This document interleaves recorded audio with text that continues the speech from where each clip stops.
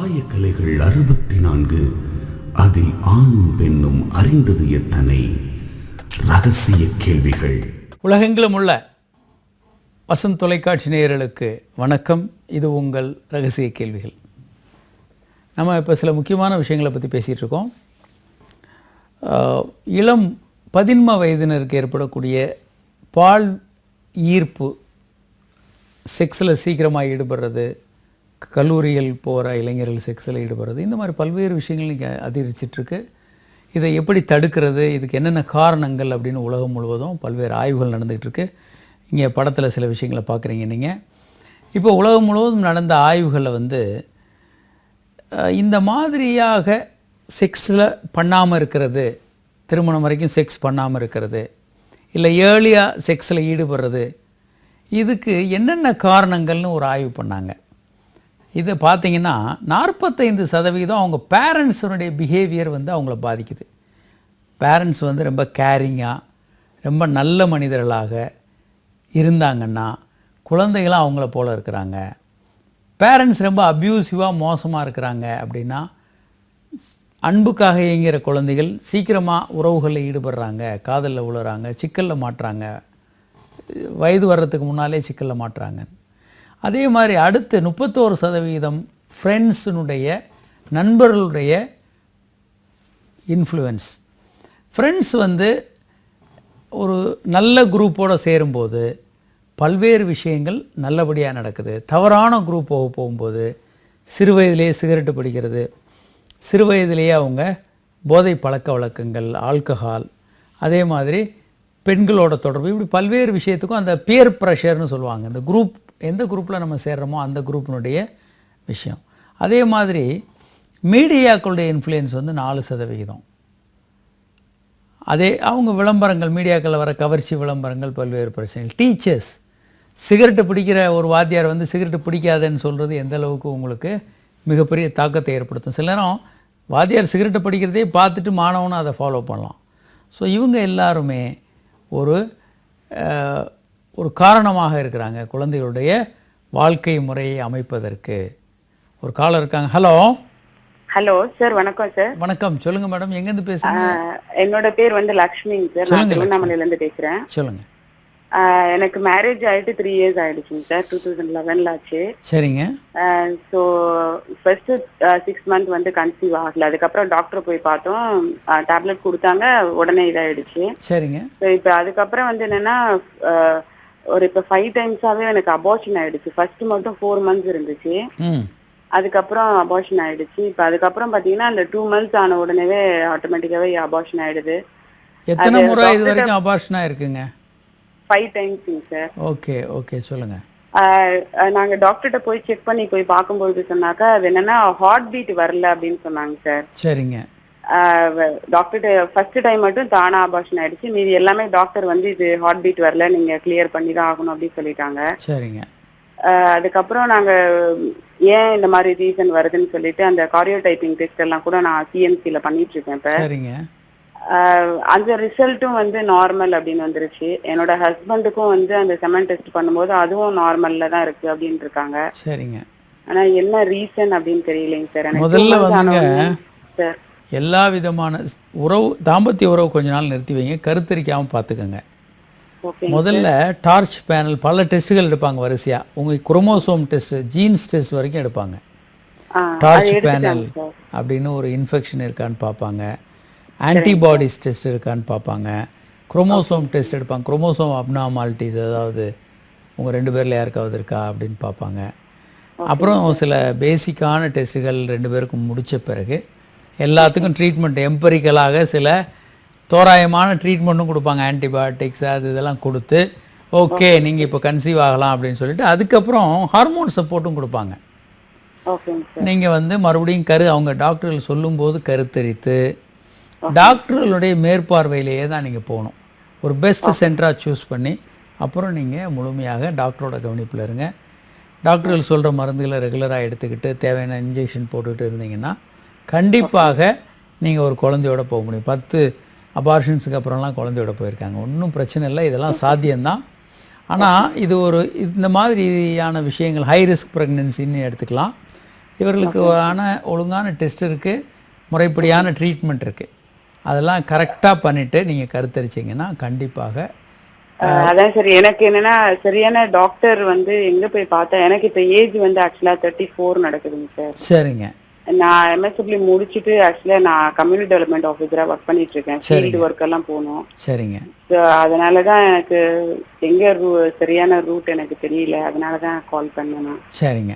இது வந்து நீங்கள் வேலைக்கு போகிறது பெரிய பிரச்சனையை ஏற்படுத்தாதுங்க. எப்போ வேலைக்கு போகிறத நீங்கள் தவிர்க்கணும் அப்படின்னா, கருத்தரிச்சிருக்கும் போது உங்களுக்கு ப்ளீடிங் ஆகுது இல்லை ஏதோ தேவை அப்படின்னா நீங்கள் தவிர்க்கலாம். சாதாரணமாக உங்கள் வேலைக்கு போகிறது நடவடிக்கையெல்லாம் ரொம்ப ஏழையாக நிறுத்த வேண்டிய அவசியம் இல்லை. ஆனால் 4 முறை வந்து அதுக்கு அந்த வளர்ச்சி வந்து ஒரு 6 வாரங்கள் 5-6 வாரங்கள் நின்று போச்சுன்றது சில டெஸ்ட்டுகள் எடுத்து கண்டுபிடிக்க முடியும். என்னென்ன காரணங்கள்னு பார்த்து சரி பண்ண முடியும். நீங்கள் நல்ல மருத்துவரை கண்டறிந்து நீங்கள் அவங்கள பார்த்தீங்கன்னா இதை முழுமையாக சரி பண்ணிடுவாங்க. பொதுவாக அந்த ஃபர்டிலிட்டி சென்டர்ஸில் இதை நல்லா பண்ணுவாங்க. ஏன்னா அங்கே வர்ற பேபிஸ் எல்லாம் ப்ரிஷியஸ் பேபி, 10 வருஷம் 5 வருஷம் குழந்தை இல்லாமல் வருவாங்க. அந்த கேர் வந்து பெட்டராக இருக்கும். அங்கே டாக்டர் பாருங்கள். ஒரு காலர் இருக்காங்க. Hello sir. வணக்கம். வணக்கம். யார் எங்கேருந்து பேசுகிறீங்க சார்? சார் வணக்கம். சென்னையிலேருந்து கிருபாரன் பேசுகிறேன் சார். சொல்லுங்கள் சார். கிருபாரன் சொல்லுங்கள் சார். இப்போ எனக்கு ஒரு 3-4 மந்த்தாக வந்து இந்த எழுச்சி இல்லாமல் ப்ராப்ளமாக இருக்குது சார். சரிங்க. அதை டாக்டர் அமிர்ஜான் வந்து புருஷாரத்தில் போய் பார்த்தேங்க. சரிங்க. அவர் வந்து இந்த ஸ்டெமினோ ப்ளஸ், அப்புறம் டாக்டர் ஏஜஸ் மென் ஃபார்முலா 1, சரிங்க, சைண்டிக் Q10 அந்த மாதிரி கொடுத்தாங்க. ஆனால் பிஃபோர் வந்து எனக்கு ஒரு 10 இயர்ஸ் முன்னாடி இது மாதிரி ஆச்சுங்க. ஆனால் அதை நார்மலாக அப்பயே வந்து மெடிசன் எடுக்காம எனக்கு சரியா போச்சுங்க அது. சரிங்க. இப்போ வந்து இப்போ எனக்கு கல்யாணம் ஆகி 3 குழந்தை இருக்குங்க. எனக்கு என்ன வயசாகுதுங்க உங்களுக்கு? எனக்கு 42 ஸ்டார்ட் ஆயிருக்கு சார். சரிங்க. சர்க்கரை ரத்த கொதிப்பு எதுவும் இருக்குங்களா? சர்க்கரை இருக்கு சார். சர்க்கரை வந்து சாப்பிட்றதுக்கு முன்னாடி வந்து 120 இருக்கு சார். சாப்பிட்ட பின்னாடி 210. அப்படி இல்லைன்னா என்ன ஏதாவது எத்தனை வருஷமா இருக்குங்க சர்க்கரை வயது? எனக்கு சுகர் வந்து இப்போ ஒரு 10 இயரா இருக்கு சார். 10 இயர்ஸ் சுகர்னா சுகர் வந்து இரத்த குழாயில் பாதிக்கிறது வந்து ரொம்ப ரொம்ப தெரிந்த ஒரு விஷயம். பல நேரங்களில் சுகர்னால இரத்த குழாய்கள் பாதிப்படைஞ்சிருக்கும். அதோட நீங்கள் நல்ல டயட் கண்ட்ரோலில் இருங்க. சுகர் நல்ல கண்ட்ரோலில் வச்சுக்கோங்க. எக்ஸசைஸ், மன அழுத்தம் இல்லாமல் பார்த்துங்க. இது எல்லாமே சுகரை ஓரளவுக்கு நார்மலாக கொண்டு வந்துடும். சரிங்க சார். அடுத்ததாக இதை சரியாக எவாலுவேட் பண்ணி என்ன பிரச்சனைன்னு கண்டறிந்து உங்களை சரி பண்ண முடியும். சரிங்க சார். இதில் ஒரு முக்கியமான விஷயம் என்னென்னா, அந்த சுகரும் 10 வருஷம் இருக்கிறதுனால நீங்கள் ஒரு முழுமையான செக்கப் பண்ணிக்கோங்க. ஏன்னா சில பேருக்கு 40 வயது ப்ளஸ் சுகர் எல்லாம் சேரும்போது இது ஒரு இருதய குழாய்களையும் இது பாதிச்சிருக்கலாம். அந்த பிரச்சனைகள் வர்றதுக்கும் கொஞ்சம் வாய்ப்பு இருக்குது. அதனால் அதை தடுக்கிறதுக்கு ஒரு தரமான முழுமையான செக்கப் பண்ணிவிட்டு அப்புறம் நீங்கள் இந்த டெஸ்ட்டுகள் பண்ணும்போது பண்ணி உங்களுக்கு. ஆனால் இதை டோட்டலாக ரிவர்ஸ் பண்ணிடலாம். நீங்கள் வந்து செக்ஸை முழுமையாக ரெக்கவர் பண்ணிக்கலாம். நல்லா நீங்கள் வாழ்நாள் முழுவதும் நல்லா பண்ண முடியும். அத்தகைய டெக்னாலஜி, கருவிகள், மருந்துகள்லாம் இன்றைக்கி இருக்குது. ஒன்றும் கவலைப்பட வேண்டாம். உங்களுக்கு எல்லாமே சரியாக வந்துடும். ஒரு முழுமையான டெஸ்ட் எடுத்துக்கோங்க.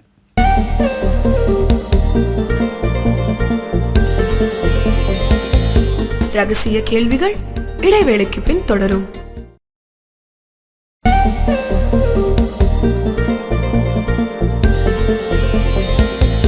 ரகசிய கேள்விகள் தொடர்கிறது. இளம் வயதினர், 15 வயதினர் அட்ராக்ட் ஆகி காதலில் விழுகிறோம் இல்லை செக்ஸ் பண்ணுறோம் அப்படின்னு போகும்போது என்னென்ன விஷயங்களை பார்க்கணும் அப்படின்றத பற்றி பேசிகிட்ருக்கோம். இந்த காதல்னு அவங்க நினைக்கிறது வந்து இன்ஃபேச்சுவேஷன் அப்படின்னு ஒரு மீனிங் இருக்குது. அது வந்து ஒரு செக்ஸ், ஒரு அட்ராக்ஷனே போதுமான அளவுக்கு இருக்கும். இது வந்து ரொம்ப நார்மல். இந்த ஹார்மோன் கொந்தளித்து கொண்டு இருக்கக்கூடிய இந்த இளம் வயதில் ஒரு ஆணுக்கு பெண்ணின் மேலும் ஒரு பெண்ணுக்கு ஆணின் மேலும் ஈர்ப்பு, செக்ஸ் ஈர்ப்பே இயல்பானது. இந்த விஷயங்கள் வந்து ஒரு அப்நார்மல் இல்லை. ஆனால் இதற்காக இவர்கள் வந்து உடனே திருமணம் செஞ்சுக்கணும் இல்லை செக்ஸில் ஈடுபடணும் என்ற விஷயம் சரியல்ல. இவங்க வந்து இதில் நிறைய எமோஷ்னல் இஷ்யூஸ் இருக்குது, உறவுகள் இருக்குது, தேவையற்ற ப்ரெக்னென்சி, ஏன்னா இவங்க தேவையற்ற ரொம்ப க்ளோஸ் ஆகி செக்ஸில் ஈடுபடும் போது எமோஷ்னலாக அட்டாச் ஆகி அதனால் வரக்கூடிய சிறு வயதிலேயே அது மாதிரி ஆகும்போது பல பிரச்சனைகள் வரும். அப்புறம் பிரேக் ஆகிறது, மனம் உடைஞ்சு போகிறது, மெச்சூரிட்டி இல்லாதப்போ ரொம்ப சீக்கிரமாக இவங்களுக்குள்ள பல்வேறு பிரச்சனைகள் வரும். உறவுகள் ரொம்ப பெரிய அளவுக்கு பிரச்சனை வரலாம். தேவையற்ற கர்ப்பம் போன்ற பிரச்சனைகள் வரலாம். இந்த மாதிரியான பால்வினை நோய்கள் வரலாம். இதெல்லாம் தவிர்க்கிறதுக்கு இவர்கள் ரொம்ப தேவையற்ற உறவுகளை தவிர்க்க வேண்டும். தாம்பத்திய உறவு போன்ற விஷயங்களை தவிர்க்க வேண்டும். இவங்க பல நேரங்களில் செக்ஸில் ஈடுபட்டாங்கன்னா இதனால் வரக்கூடிய குற்ற உணர்வு ரொம்ப அதிகமாக இருக்கும். ஆணுக்கும் பெண்ணுக்கும் அவங்களுக்கு ஒரு தங்களை பற்றிய ஒரு செல்ஃப் ரெஸ்பெக்ட் இருக்காது, தங்களை பற்றிய ஒரு நல்ல உணர்வு இருக்காது. அதே மாதிரி இந்த க்ளோஸ்னஸ் செக்ஸில் ஈடுபடுற அளவுக்கு அல்லது ரொம்ப நெருக்கமாக ஈடுபடும் போது, 13 வயதினர் ஈடுபடும் போது ஒருத்தர் இன்னொருத்தருடைய விருப்பங்களை நிறைவேற்றுவது அந்தளவுக்கு மெச்சூரிட்டி இருக்காது மற்றவர்களை. ஏன்னா இப்போ வயது திருமணம் பண்ணும்போதே பல நேரங்களில் அவங்களுக்குள்ள ஒரு பெரிய சண்டை வர்றதை நம்ம பார்க்குறோம். ஒரு பெரிய ஃபைட்டு போயிட்டுருக்கோம். யார் பெரிய ஆள், யார் சொல்கிறத யார் கேட்கணும் அப்படின்னு சண்டை, தம்பதிகளுக்குள்ளே மிகப்பெரிய சண்டைகள் போய்கிட்டுருக்கோம்.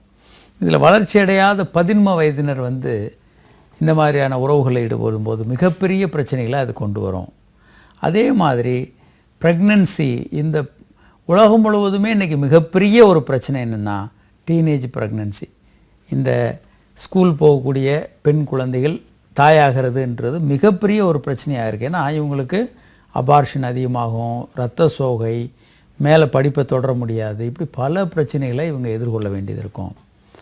குழந்தைக்கு ஒரு குழந்தை அப்படின்னும் போது அந்த குழந்தையை இவங்க எவ்வளோ தூரம் நன்றாக வளர்க்க முடியும், இப்படி பல்வேறு பிரச்சனையை இவங்க எதிர்கொள்ளணும். ஒரு காலர் இருக்காங்க. ஹலோ ஹலோ சார், வணக்கம். யார் எங்கேருந்து பேசுகிறீங்க? வணக்கம் சார், நான் திருவள்ளூர் பேசிட்டு இருக்கேன் சார். என் பேர் மகேஷ் சார். சொல்லுங்கள் மகேஷ். சார், இப்போ ஒய்ஃபோட செக்ஸ் வச்சுட்டு இருக்கேன். செக்ஸ்ல எந்த ப்ராப்ளமும் இல்லை. செக்ஸ் முடிஞ்ச பிறகு உடம்புலாம் ரொம்ப சில்லுன்னு ஆயிடுது சார். அப்படியே சரி, ரொம்ப கோல்ட் ஆயிடுது. அது அவளே அடிக்கடி அவளே சொல்றா உடம்புல இவ்வளவு சுட்டிங் ஆகுது, ரொம்ப உடம்பு கோல்ட் ஆகுதுன்றா. சரி, அது என்ன சார், என்ன ப்ராப்ளம் சொல்லுங்க? இது நார்மல். அதாவதுங்க, நீங்கள் நல்லா உச்சகட்டத்துக்கு போகும்போது பாடியெல்லாம் ஸ்ட்ரெச் ஆகும்.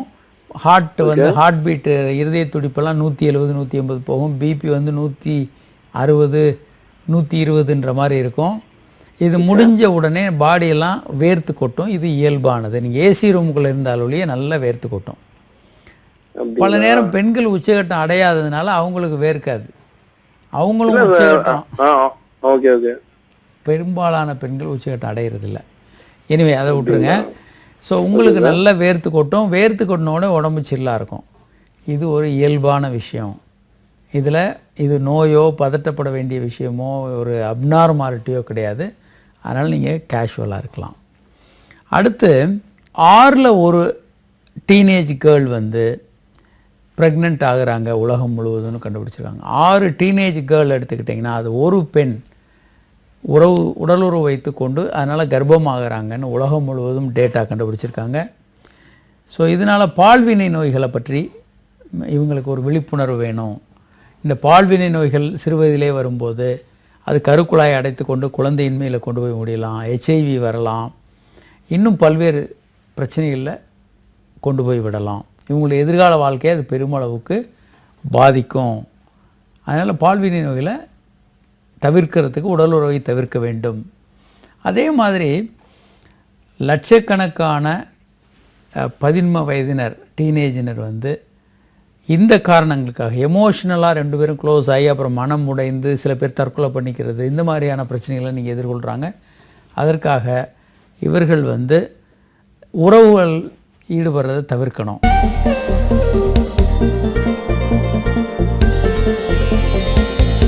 ரகசிய கேள்விகள் இடைவேளைக்கு பின் தொடரும்.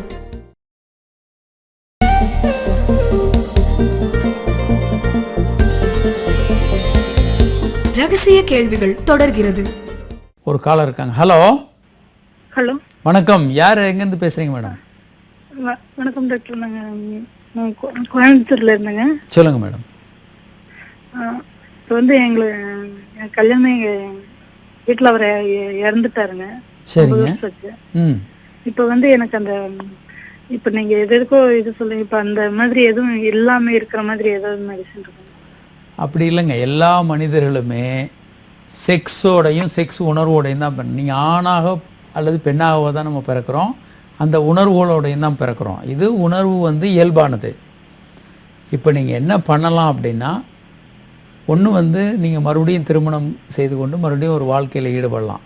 இல்லைங்க, அப்படி முடியாதுங்க. எனக்கு பொண்ணுங்க இருக்காங்க, பொண்ணுங்க எல்லாம் பெரிய பொண்ணுங்க. ஒன்றும் தவறு இல்லைங்க, அதுவும் தவறு இல்லை. உலகம் முழுவதும் இந்த மாதிரி மாற்றங்கள் வந்துகிட்டு இருக்கு. ஒன்று இல்லை, பொண்ணு வந்து கல்யாணத்துக்கு இருக்காங்க. பொண்ணு பெரிய பொண்ணுங்க, 20, 22 வயசு, 23 வயசு ஆச்சுங்க. சரிங்க. அப்படி அது சாத்தியம் இல்லாதவர்கள் வந்து அவங்க வந்து சுயன்மம் பண்ணிக்கலாம். இது வந்து ரொம்ப எளிமையான ஒரு விஷயம், இதுலேருந்து தவறும் இல்லை. ஆனால் பல பெண்களுக்கு இதை பற்றிய குற்ற உணர்வு இருக்கும். ஆண்களுக்கு இன்னும் நிறைய பேர் குற்ற உணர்வு இருக்குது. குற்ற உணர்வுனால இது தப்புன்னு நினைக்கிறவங்க நிறைய பேர். இதை தவிர வந்து வேற வழிகள் எதுவும் இல்லைங்க, மருந்துகள் எல்லாம் கிடையாது. அந்த உணர்வே வராமல் இருக்கிற மாதிரி அந்த மாதிரி ஒரு மருந்தே கிடையாதுங்க, இது வரைக்கும் கண்டுபிடிக்கவும் படல. அது தவறும் கூட, இயற்கைக்கு விரோதமான ஒரு விஷயம் கூட. அந்த மாதிரி மருந்துகளும் இல்லை, அப்படி மருத்துவத்தில் கொடுக்கறதுக்கும் வழி இல்லை. ஏன்னா நீங்கள் உணர்வோடு சேர்ந்து தான் நீங்கள் ஒரு பெண். அந்த பெண்மையான அந்த உணர்வே இல்லாமல் நீங்கள் பெண்ணாக வாழ முடியாது, செக்ஷுவலாக வாழ முடியாது. உங்கள் கவனத்தை வேணால் வேறு விஷயங்களை திசை திருப்பலாம். மற்ற விஷயங்களில் மற்றவங்களுக்கு உதவி செய்கிறதில்ல, தொண்டு செய்கிறதில்ல, உங்களை முழு நேரமாக சில காரியங்களை ஈடுபடுத்திக்கிட்டு நீங்கள் உங்கள் மனதை வேணால் திசை திருப்பலாமே தவிர செக்ஸ் உணர்வு இல்லாமல் நீங்கள் வாழ முடியாது. ஒரு காலர் இருக்காங்க. Hello sir. வணக்கம். யார் எங்கேருந்து பேசுகிறீங்க சார்? திருநெல்வேலியிலேருந்து பேசுகிறேன் சார். முகமது சார். முகமது, சொல்லுங்கள் சார். என்னுடைய மனைவி மார்பக தூண்டும் போது அந்த காம்பு வந்து லைட்டாக தடிசா வீங்கிடுது சார். சரி. வந்து அப்படிதான் வீங்குமா இல்லை அவள்கிட்ட கிட்ட என் மனைவிட்ட கிட்ட அப்படிதான் இருக்கும் அப்படிங்கிறதாங்க. மார்பு அப்படின்னா வீங்கலை, அவங்க அப்படி தான் இருக்குன்னு சொன்னாங்கன்னா அது வீங்கலைங்க, அது பெருசா இல்லை. ஆரம்பத்தில் வந்து சிறுசா இருக்கு அந்த காம்பு மட்டும், நம்ம செலுத்தலும் போது கொஞ்சம் பருமன் ஆயிடுச்சு சார். அது வீங்கலைங்க, அது வந்து பெருசாகுதுன்னு அர்த்தம். அப்படி ஒரு மாதிரி ஃபர்ஸ்ட் பக்கமும் நல்லா இருக்குன்னா நம்ம செலுத்தி முன்ன பக்கம் ஒரு மாதிரி தடிமனா இருக்க மாதிரி இருக்கு அந்த காம்பு. முதல்ல நல்ல விஷயத்தை புரிஞ்சுக்கோங்க. நீங்கள் மார்பகங்களை தூண்டிங்கன்னா அவங்க உச்சகட்டம்லாம் வர்ற மாதிரி இருந்தாங்கன்னா 1/3 மார்பகங்கள் பெரிதாகும்னு கண்டுபிடிச்சிருக்காங்க. உடம்புல ஒரு பெண் எழுச்சி அடையும் போது, உச்சகட்டம் அடையும் போது 1/3 மார்பு பெரிதாகும், காம்புகள் நல்லா விரைப்பாகும், இதெல்லாம் இந்த பெருசாகும் காம்புகள். இதெல்லாம் இயல்பானது. நீங்கள் அது வந்து வீக்கம் இல்லை. நீங்கள் ரொம்ப ரஃப்பாக பண்ணிங்கன்னா உங்கள் ஒய்ஃபே சொல்லுவாங்க வலிக்குது அப்படின்னு, அது வலிக்க ஆரம்பிச்சிடும். இது பெரிதாகிறது. அதே மாதிரி பெண் உறுப்புலையும் பல மாற்றங்கள் வரும், உடம்பு ஃபுல்லாகவே பல மாற்றங்கள் வரும். ஆண் உறுப்பு உங்களுக்கு விரைப்படைஞ்சதுன்னா நீங்கள் இப்போ ஆண் உறுப்பு வீங்குதுன்னு நான் சொல்லுவீங்க. அதனால் இது இயல்பானது, கவலைப்பட வேண்டாம். ஒரு காலர் இருக்காங்க. ஹலோ. Hello sir. வணக்கம் சார். வணக்கம். யார் எங்கேருந்து பேசுறீங்க சார்? நான் கொருக்குப்பேட்டையிலேருந்து பேசுறேன் சார். என் பேர் மணிகண்டன் சார். உங்க ப்ரோக்ராம் ரொம்ப விரும்பி பார்ப்பேன் சார் நான். மணிகண்டன், சொல்லுங்க சார். ரொம்ப எனக்கு ஒரே ஒரு கேள்விங்க சார், ரொம்ப மனசு ஃபுல்லா இதான் சார் ரொம்ப சார். நான் மன டிப்ரெஷனுக்கோசம் ஒரு 5 இயர்ஸ் ஸ்டான்லி ஹாஸ்பிட்டல் இந்த டேப்லெட் சாப்பிட்டுட்டு இருக்கேன் சார். என்ன மாத்திரைங்க? டேப்லெட் நேம் வந்து ஃப்ளோக்சடைன் BP 20 கிராம். சொல்லுங்க. Daily morning 3 sir. அப்புறம் நைட்ல வந்து அமிட்ரோப்ளைன் IP 25 mg சார். சரிங்க. டேப்லெட் சாப்பிட்டதுனால எனக்கு ஆண்மைக்கு ஒரு ஏற்படுமா சார்? அதான் சார் ஒரு பயமா இருக்கு. இல்லைங்க, நீங்கள் இதெல்லாம் பயப்படாதீங்க. முதல்ல இந்த மருந்துகளை சாப்பிட்டு நோயிலேருந்து வெளியே வாங்க, இல்லைன்னா கண்டினியூ பண்ணுங்க. டாக்டர்ஸை கண்டிப்பாக டாக்டர்கிட்ட கேட்பேன் சார் நான். அவர் கேட்டாலும் கூட அது இது சம்பந்தம் இல்லை அப்படின்றாரு. இருந்தாலும் எனக்கு உங்க ப்ரோக்ராம் பார்க்கும் நீங்க ஒரு வார்த்தை சொன்னீங்க, மன சாப்பிட்ற டேப்லெட்டுக்கு ஒரு டிப்ரெஷன். எல்லா மருந்துகள் இல்லைங்க. 2வது நல்லா தெரிஞ்சுங்க, இன்கேஸ் அப்படியே வந்தாலும் கூட மருந்துகளை நீங்க நிறுத்தக்கூடாது. ஆண்மை குறைவு போக்குறதுக்கு அற்புதமான சிகிச்சை முறைகள், மருந்துகள்லாம் இருக்கு. அதனால இப்போ போய் நீங்க இதை நினைச்சு அடங்கிக்கிட்டு இருக்க வேண்டாம். அப்ப இந்த டேப்லெட்னால எந்த ஆண்மைக்கு எதுவும் ஏற்பட வாய்ப்பு இல்லைங்களா சார்? வாய்ப்பு இருக்கு. இல்லைன்னு இந்த பாருங்க, சில விஷயங்கள் முக்கியமானது, சில விஷயங்கள் 2வது. ஒரு ஆளுக்கு வந்து இப்போ ஆண்மை குறைவு வருது அப்படின்னு சொல்லி கை கால் வலிப்பு மாத்திரைகளை நிறுத்த முடியாது, BP மாத்திரைகளை நிறுத்த முடியாது. மாற்றலாம் வேணா, ஆனால் நிறுத்த முடியாது.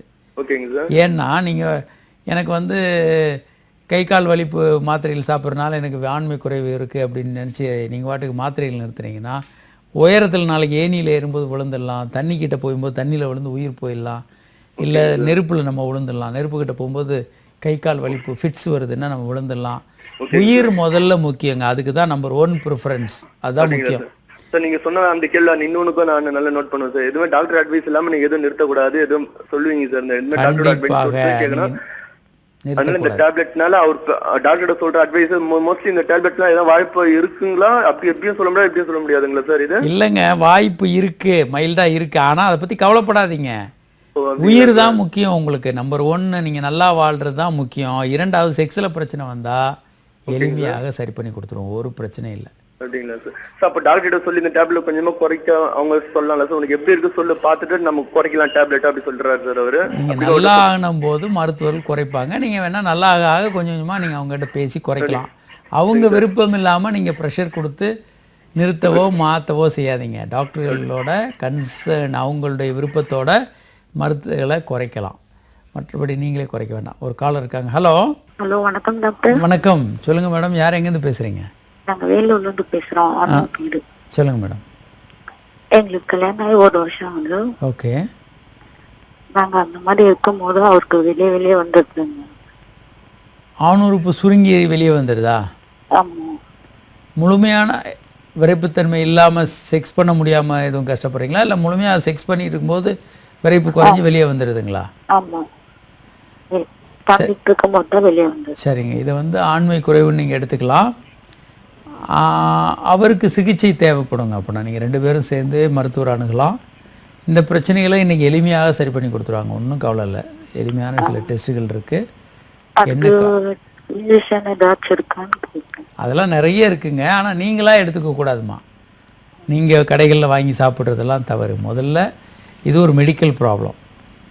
மற்ற நோய்கள் வந்தால் டாக்டரை பார்த்து மருந்து வாங்குற மாதிரி மருத்துவரை அணுகி இதுக்கான பிரச்சனைகளை சொல்லி அதுக்கான தீர்வு என்னன்னு பார்க்கணும். சும்மா மெடிக்கல் ஷாப்பில் கேட்டு ஒரு மாத்திரை வாங்கி சாப்பிட்ற மாதிரி பண்ணுறது தவறு. ஏன்னா நீங்கள் வாழ்க்கையில் பின்னால் மருந்துகளை நிறுத்தவே முடியாது. என்றைக்கு மருந்து நிறுத்தினாலும் மனதில் பயம் வந்துடும். இன்றைக்கி நம்ம செக்ஸ் ஒழுங்காக பண்ண முடியாதுன்ற உணர்வு வந்துடும். அதனால் நீங்கள் ரொம்ப கஷ்டப்பட ஆரம்பிச்சிடுவீங்க. அதனால் பொதுவாக இந்த மாதிரி மருந்துகளை கடைகளில் வாங்கி சாப்பிடக்கூடாது. என்ன பிரச்சனைன்னு பார்த்து அதற்கப்புறம் அதை சரி பண்ணணும். சரி, இப்போ ஆணுக்கும் பெண்ணுக்குமான உறவுகளை பற்றி நம்ம பேசிகிட்ருக்கோம். இந்த உறவுகள் வந்து என்ன பிரச்சனைகளை உண்டு பண்ணணும்னு நம்ம பார்த்தோம். அப்போது திருமணம் வரைக்கும் தாம்பத்திய உறவு இல்லாமல் தள்ளி போடணும், அதற்கான ஸ்கில்ஸை நம்ம டெவலப் பண்ணிக்கணும் அப்படின்றத நம்ம பேசணும். இதில் நிறைய விஷயங்கள் இருக்குது. நம்ம தொடர்ந்து இந்த நிகழ்ச்சியை பற்றி பேசுவோம். இன்று இந்த நிகழ்ச்சியில் பங்கு பெற இயலாத வாசகர்கள் உங்கள் கேள்வியில் எங்களுக்கு எஸ்எம்எஸ் மூலமாக அனுப்பலாம்.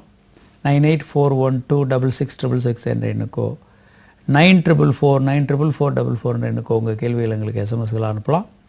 அல்லது hi@drkamaraj.net என்ற மின்னஞ்சல் முகவரிக்கு உங்கள் கேள்வியில் எங்களுக்கு மின்னஞ்சலாக அனுப்பலாம்.